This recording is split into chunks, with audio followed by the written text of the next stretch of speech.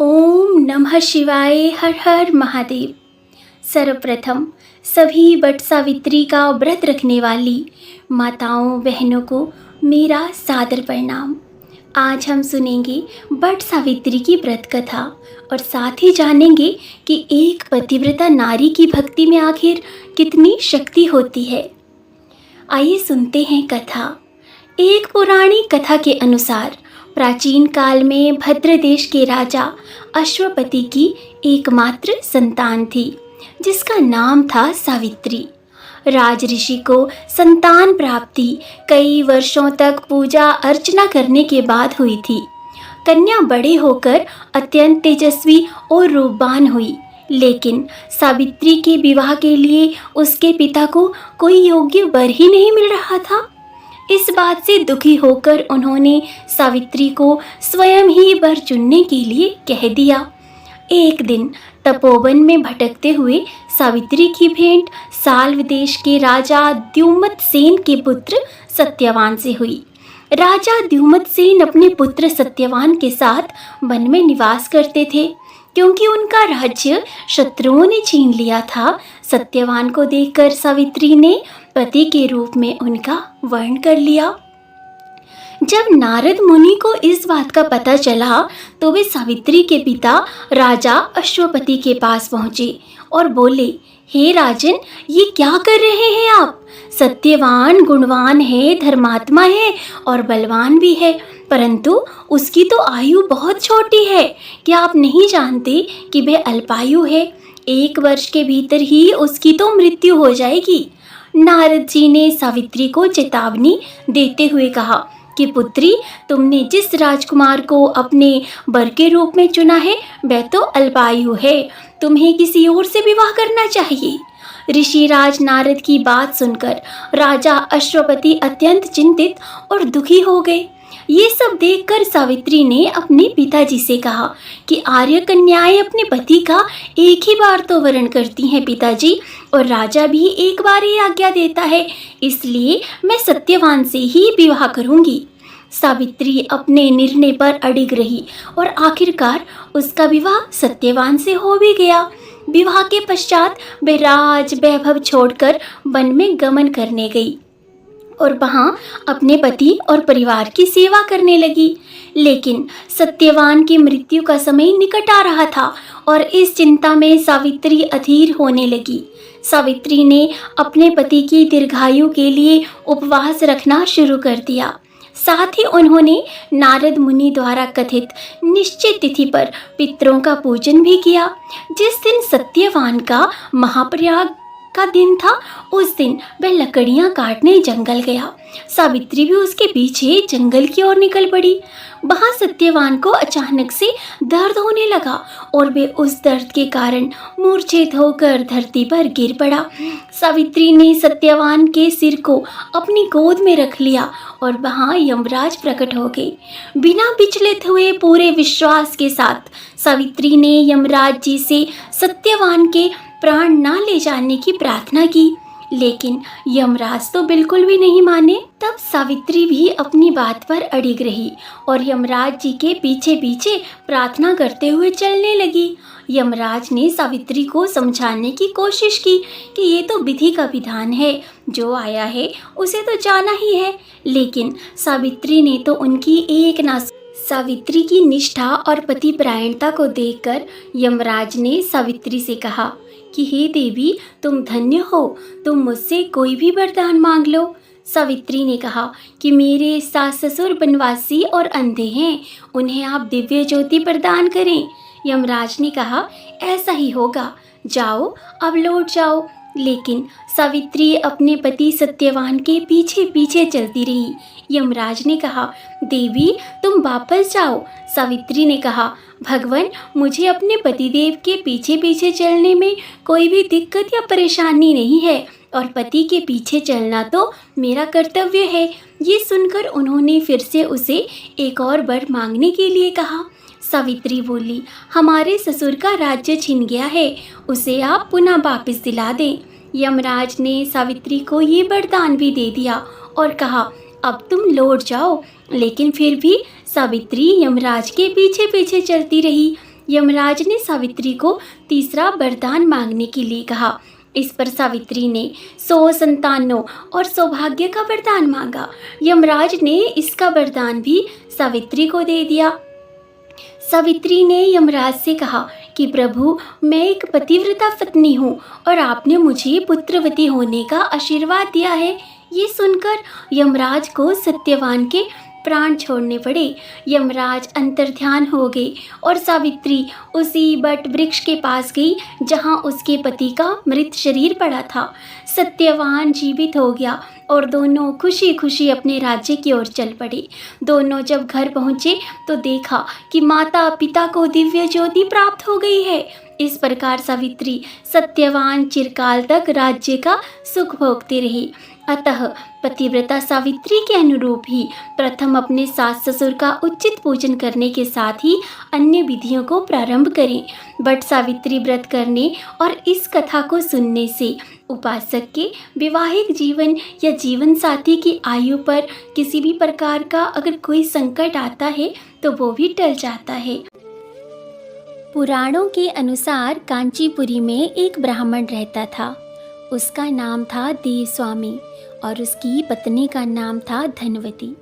उनके 7 पुत्र तथा एक पुत्री थी। जो उनकी पुत्री थी उसका नाम था गुणवती। तो ब्राह्मण ने जब अपने 7 बेटों का विवाह कर दिया तो उसके बाद उसने अपने बड़े बेटे से कहा कि जाओ और अब अपनी बहन गुणवती के लिए भी किसी सुयोग्य वर की तलाश करो। उसी दौरान किसी पंडित जी ने उनकी पुत्री की कुंडली देखी और बताया कि अरे, सप्तपदी होते होते तो आपकी कन्या विधवा हो जाएगी। अब उस ब्राह्मण को बहुत चिंता हुई और उन्होंने पंडित से पूछा कि पंडित जी, इस वैधव्य दोष का कोई निवारण तो होगा। तो पंडित जी ने कहा कि सोमा का पूजन करने से वैधव्य दोष दूर होगा। फिर सोमा का परिचय देते हुए उन्होंने कहा कि वह एक धोबिन है जिसका निवास सिंघल द्वीप है। उसे जैसे तैसे जैसे भी हो बस आप उसे प्रसन्न करो और गुणवती के विवाह से पहले ही उसे आप यहाँ पे बुला लो। तब देव स्वामी का सबसे छोटा लड़का बहन को लेकर के सिंघल द्वीप जाने के लिए सागर तट पर पहुँच गया। अब जैसे ही उन्होंने सागर को देखा तो चिंता हुई कि इतने बड़े सागर को वो कैसे पार करेंगे। तो वो दोनों एक वृक्ष की छाया में बैठ गए। उस पेड़ पर एक घोंसले में गिद्ध का परिवार रहता था। उस समय घोंसले में सिर्फ गिद्ध के बच्चे ही थे। गिद्ध के बच्चे भाई बहन के क्रियाकलापों को देख रहे थे। सायंकाल के समय उन बच्चों की माँ आई तो उन्होंने भोजन नहीं किया। तब उनकी माँ ने कहा, क्या हो गया, क्यों भोजन नहीं कर रहे हो? तो बच्चों ने कहा कि माँ, नीचे 2 प्राणी सुबह से ही भूखे प्यासे बैठे हैं, उन्होंने कुछ भी नहीं खाया और जब तक वो दोनों कुछ नहीं खा लेते तब तक हम भी कुछ नहीं खाएंगे। तब दया और ममता के वशीभूत गिद्ध माता उनके पास आई और बोली, मैंने आपकी इच्छाओं को जान लिया है। इस वन में जो भी फल फूल कंदमूल मिलेगा मैं आपके लिए ले आती हूँ। आप उसका भोजन कर लीजिए और आप चिंता मत कीजिए। मैं प्रातःकाल आपको इस समुद्र को पार करा दूँगी और सिंघल द्वीप पर पहुँचा दूँगी। और वे दोनों भाई बहन माता की सहायता से सोमा के यहाँ जा पहुँचे। वे नित्य प्रातः उठकर सोमा का घर झाड़ कर लीप देते थे। एक दिन सोमा ने अपनी बहुओं से पूछा कि अरे, हमारे घर को कौन बुहारता है, कौन इतना साफ सुथरा रखता है और लीपता पोतता है? सबने कहा, अरे सासू माँ, हमारे सिवाय और कौन बाहर से आ जाएगा हमारे घर को साफ करने के लिए? किंतु सोमा को उनकी बातों पर विश्वास नहीं हुआ। एक दिन उसने रहस्य जानना चाहा। वे सारी रात जागी और सब कुछ प्रत्यक्ष देखकर जान गई। सोमा का उन बहन भाई से वार्तालाप हुआ। भाई ने सोमा को बहन संबंधी सारी बात बता दी। सोमा ने उनकी श्रम साधना तथा सेवा से प्रसन्न होकर उचित समय पर उनके घर पहुंचने का वर दिया, पर उसका भाई नहीं माना और उसने कहा कि आप अभी हमारे साथ चल दीजिए। तब चलते समय सोमा ने बहुओं से कहा कि अरे सुनो, मेरी अनुपस्थिति में यदि किसी का देहांत हो जाए तो उसके शरीर को नष्ट मत करना, मेरा इंतज़ार करना और फिर सोमा बहन भाई के साथ कांचीपुरी पहुंच गई। दूसरे दिन गुणवती के विवाह का कार्यक्रम तय हो गया। सप्तपदी होते ही उसका पति मर गया। सोमा ने तुरंत अपने संचित पुण्यों का जो फल था वो गुणवती को प्रदान कर दिया। तुरंत ही उसका पति जीवित हो उठा। सोमा उन्हें आशीर्वाद देकर अपने घर चली गई। उधर गुणवती को पुण्य फल देने से सोमा के पुत्र जमाता तथा पति की मृत्यु हो गई। सोमा ने पुण्य फल संचित करने के लिए मार्ग में पीपल वृक्ष की छाया से विष्णु भगवान का पूजन किया और फिर उसके बाद 108 बार उसकी परिक्रमा की। इसके पूर्ण होने से उसके परिवार के जो मृतक जन थे वो सभी पुनः जीवित हो उठे। तो ये थी अमावस्या की कथा। इसका लक्ष्य यही है कि निष्काम भाव से जब हम काम करते हैं तो उसका फल मधुर होता है। और हे माँ, जिसने भी इस कथा को सुना है, जिसने इस कथा को कहा है, उसके सुहाग को अमर रखना, बस यही प्रार्थना है। जय माता दी। नीलांजनं समाभासं रविपुत्रं यमाग्रजं छायामार्तण्ड सम्भूतं तं नमामि शनिश्चरं, तं नमामि शनिश्चरं। आप सभी को शनि जयंती की हार्दिक शुभकामनाएं। आइए आज हम सुनते हैं सभी कष्टों से मुक्ति देने वाली शनि जयंती पर शनिदेव की ये कथा। शास्त्रों में न्याय के देवता कहे जाने वाले शनिदेव के जन्म से जुड़ी हुई अनेक कथाएं और उनके अलग अलग महत्व हैं। शनिदेव की जन्म कथा के बारे में हमें पुराणों में अलग अलग वर्णन भी मिलते हैं। अगर हम शास्त्रों की माने तो शनिदेव का जन्म ज्येष्ठ माह की अमावस्या को हुआ था, तो वहीं पर कुछ ग्रंथों के अनुसार इनका जन्म भाद्रपद माह की शनि अमावस्या को भी होना बताया जाता है। शनिदेव भगवान सूर्य और छाया के पुत्र हैं। सूर्य के अन्य पुत्रों से शनि का स्वभाव बिल्कुल ही विपरीत है।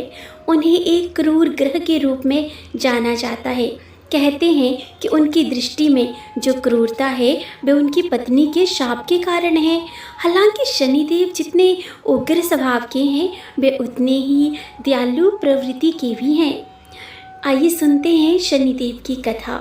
कहते हैं कि एक समय सूर्यदेव जब गर्भाधान के लिए अपनी पत्नी छाया के पास गए तो छाया ने सूर्य के प्रचंड तेज से भयभीत होकर अपनी आंखें बंद कर ली थी। कालांतर में छाया के गर्भ से शनिदेव जी का जन्म हुआ। शनिदेव के काले रंग को देखकर भगवान सूर्य ने अपनी पत्नी पर आरोप लगाया कि शनि तो उनका पुत्र नहीं है। भगवान सूर्य के आरोप से नाराज शनिदेव अपने पिता को ही अपना शत्रु मान बैठे। भगवान सूर्य के आरोप से शनिदेव की माँ भी नाराज हुई और उन्होंने इच्छा जताई कि उनका पुत्र सूर्यदेव से भी ज़्यादा शक्तिशाली और पूज्य बने। अपनी माँ की इच्छा पूरी करने के लिए शनिदेव ने वर्षों तक भूखे प्यासे रहकर शिव की आराधना की। शनिदेव की तपस्या से प्रसन्न शिव जी ने उनसे वर मांगने को कहा, जिसके बाद शनिदेव ने कहा, युगों युगों से मेरी माँ छाया की पराजय होती रही है। उसे मेरे पिता सूर्यदेव द्वारा बहुत प्रताड़ना सहनी पड़ती है। इसलिए मेरी माँ की इच्छा है कि मैं अपने पिता से भी ज़्यादा शक्तिशाली बनूं। भगवान शिव ने शनिदेव की बातें सुन उन्हें वरदान देते हुए कहा, नवग्रहों में तुम्हारा स्थान सर्वश्रेष्ठ होगा। तुम पृथ्वी लोक के न्यायाधीश और दंडाधिकारी रहोगे। साधारण मानव से लेकर देवता, असुर, सिद्ध और नाग भी तुम्हारे नाम से भयभीत रहेंगे। यही कारण है कि कहा जाता है कि जब किसी पर शनिदेव का प्रकोप होता है तो वो मनुष्य बर्बाद हो जाता है, और जब शनिदेव की कृपा किसी मनुष्य पर होती है तो वह रातों रात ही धन धान्य और यश से पूर्ण हो जाता है। आइए इसी से जुड़ी हुई हम सुन लेते हैं शनि महाराज की एक और कथा। एक समय की बात है कि सभी नवग्रहों यथा सूर्य, चंद्र, मंगल, बुध, बृहस्पति, शुक्र, शनि, राहु और केतु में विवाद छिड़ गया कि उनमें से सबसे बड़ा कौन है। सभी ग्रह एक साथ राजा विक्रमादित्य के पास पहुंचे और अपना विवाद बताया, साथ ही निर्णय लेने के लिए भी कहा। राजा विक्रमादित्य इस समस्या से चिंतित थे, क्योंकि वे जानते थे कि जिस किसी को भी छोटा बताया वही क्रोधित हो उठेगा। तब राजा को एक उपाय सूझा। उन्होंने स्वर्ण, रजत, कांस्य, पीतल, सीसा, रांगा, जस्ता, अभ्रक और लोह के 9 सिंहासन बनवाए और उन्हें उसी क्रम में रख दिया। फिर उन सबसे निवेदन किया कि आप सभी अपने अपने सिंहासन पर स्थान ग्रहण करें। जो भी अंतिम सिंहासन पर बैठेगा वही सबसे छोटा होगा। उनके अनुसार लोह सिंहासन सबसे बाद में होने के कारण शनिदेव सबसे बाद में बैठे तो वही सबसे छोटे कहलाए। शनिदेव को लगा कि राजा ने ऐसा जानबूझकर किया है और वे गुस्से में राजा से बोले, राजा तू मुझे नहीं जानता। सूर्य एक राशि में 1 महीना, चंद्रमा 2.25 महीना 2 दिन, मंगल 1.5 महीना, बृहस्पति 13 महीने व बुध और शुक्र 1 महीने ही विचरण करते हैं, लेकिन मैं 2.5 से 7.5 साल तक रहता हूँ। बड़े बड़ों का मैंने विनाश किया है। श्री राम की 7.5 आई तो उन्हें वनवास हो गया। रावण की आई तो उसकी लंका को वानरों की सेना से हारना पड़ा। अब तुम भी सावधान रहना। ऐसा कहकर कुपित होते हुए शनिदेव वहां से चले गए। अब अन्य देवता खुशी खुशी चले गए। कुछ समय के बाद राजा की 7.5 आई। तब शनिदेव घोड़ों के सौदागर बनकर वहां आए। उनके साथ कई बढ़िया घोड़े थे। राजा ने ये जब समाचार सुना तो अपने अश्वपाल को अच्छे घोड़े खरीदने की आज्ञा दी। उसने कई अच्छे घोड़े खरीदे व एक सर्वोत्तम घोड़े को राजा को सवारी हेतु दिया। राजा ज्यों ही उस पर बैठा, वह घोड़ा सरपट वन की ओर भागा। भीषण वन में पहुंचकर वह घोड़ा तो अंतर्ध्यान ही हो गया। अब राजा भूखा प्यासा भटकता रहा। तब एक ग्वाले ने उसे पानी पिलाया। राजा ने प्रसन्न होकर उसे अपनी अंगूठी दी। वह अंगूठी देकर राजा नगर को चल दिया और वहां अपना नाम उज्जैन निवासी बीका बताया। वहां एक सेठ की दुकान में उसने जल इत्यादि पिया और कुछ देर तक आराम किया। भाग्यवश उस दिन सेठ की खूब बिक्री हुई। सेठ उसे खाना इत्यादि कराने खुश होकर अपने साथ घर ले गया। वहां उसने एक खूंटी पर देखा कि एक हार टंगा है जिसे खूंटी निकल रही है। थोड़ी देर में पूरा हार ही गायब था। तब सेठ ने आने पर देखा कि अरे ये हार तो गायब है। सेठ ने समझा कि बीका ने ही उसे चुराया है। उसने बीका को कोतवाल के पास जाकर के पकड़वा दिया। फिर उस नगर के राजा ने भी बीका को चोर समझकर उसके हाथ पैर कटवा दिए और नगर के बाहर फेंकवा दिया। वहां से एक तेली निकल रहा था जिसे दया आई और उसने बीका को अपनी गाड़ी में बैठाया। वे अपनी जीभ से बैलों को हाँकने लगा। उस समय राजा की शनि दशा समाप्त हो गई। वर्षा ऋतु आने पर राजा मल्हार गाने लगा। राजा जिस नगर में था वहाँ की राजकुमारी मनभावनी को उसका गाना इतना पसंद आया कि उसने मन ही मन में प्रण कर लिया कि वह तो उस राग गाने वाले से ही विवाह करेगी। राजकुमारी ने दासी को राग गाने वाले को ढूंढने भेजा। दासी ने बताया कि वह एक चौरंगिया यानी कि अपाहिज है, परंतु राजकुमारी न मानी। अगले ही दिन से उठते ही वे अनशन पर बैठ गई कि अगर विवाह करेगी तो उसी से करेगी। बहुत समझाने पर भी जब राजकुमारी नहीं मानी तो राजा ने उस तेली को बुला भेजा और विवाह की तैयारी करने को कहा। फिर उसका विवाह राजकुमारी से हो गया। तब एक दिन सोते हुए स्वप्न में शनिदेव ने राजा से कहा, राजन देखा तुमने मुझे छोटा बताकर कितना दुख झेला है। तब राजा ने उनसे क्षमा मांगी और प्रार्थना करते हुए कहा कि हे शनिदेव, जैसे मेरा दुख मुझे दिया है किसी और को इतना दुख मत देना। तो शनिदेव मान गए और कहा कि जो भी मेरी कथा और व्रत करेगा, शनि जयंती के दिन इस कथा को सुनेगा, उसे मेरी दशा से कोई भी दुख नहीं होगा। जो भी व्यक्ति रोज मेरा ध्यान करेगा और चींटियों को आटा डालेगा, उसकी सभी मनोकामनाएं पूर्ण होंगी। और शनिदेव ने राजा को हाथ पैर के साथ उसके हाथ पैर भी वापस कर दिए। प्रातः आंख खुलने पर राजकुमारी ने देखा तो वे आश्चर्यचकित हुई। बीका ने उसे बताया कि वे उज्जैन का राजा विक्रमादित्य है। सभी अत्यंत प्रसन्न हुए। सेठ ने जब सुना तो वे राजा के पैरों में गिरकर क्षमा मांगने लगा। राजा ने कहा कि वह तो शनिदेव का क्रोध था, इसमें किसी का कोई दोष नहीं। सेठ ने भी फिर भी निवेदन किया कि मुझे शांति तभी मिलेगी जब आप मेरे घर चलकर भोजन करेंगे। सेठ ने अपने घर नाना प्रकार के व्यंजनों से राजा का सत्कार किया। साथ ही सबने देखा कि जो खूंटी हार निकल रही थी वही अब उसे उगल भी रही है। सेठ ने अनेक मोहरें देकर राजा का धन्यवाद दिया। सेठ ने राजा से अपनी कन्या श्री कवरी से विवाह करने का निवेदन किया। राजा ने सहर्ष स्वीकार भी कर लिया।